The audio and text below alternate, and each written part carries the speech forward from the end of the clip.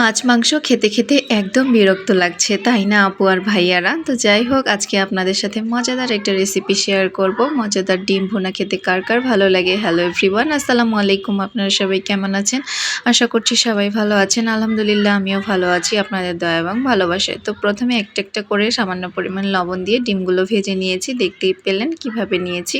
তো এখানে আমি 5টা ডিম নিয়েছিলাম, একে একে সবগুলোই ভেজে নিয়েছি। এরপরে আমি একটা প্যানের মধ্যে পেঁয়াজ কুচি আর একটা টমেটো কুচি দিয়েছিলাম, আর সামান্য পরিমাণ জিরা দিয়েছিলাম, কাঁচা জিরা। আর পেঁয়াজ কুচির সাথে কিন্তু আমি কিছু রসুনের কোয়া এড করেছিলাম। তো যাই হোক, এরপরে হলুদ গুঁড়া, শুকনো মরিচের গুঁড়া আর পরিমাণ মতো লবণ দিয়ে ভালোভাবে নাড়িয়ে চাড়িয়ে দিচ্ছিলাম। আর এরপরে সামান্য পরিমাণ পানি এড করব, পেঁয়াজটা যেন সিদ্ধ হয়।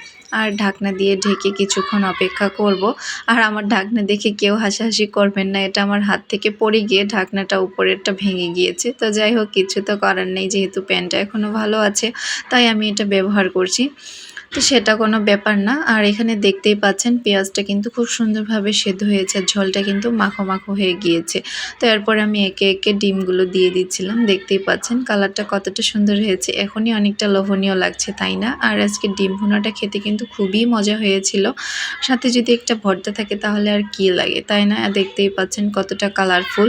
এরপরে আমি মশলাগুলো হালকাভাবে ডিমের সাথে নাড়িয়ে চাড়িয়ে মাখিয়ে দিচ্ছিলাম, দেখতেই পাচ্ছেন। আর খুব জোরে নাড়ানোর দরকার নেই, আলতোভাবে নেড়ে চেড়ে সামান্য পরিমাণ পানি দিয়েছি ঝোলের জন্য, আর যেন সব মশলাগুলো ডিমের সাথে মিশে যায়।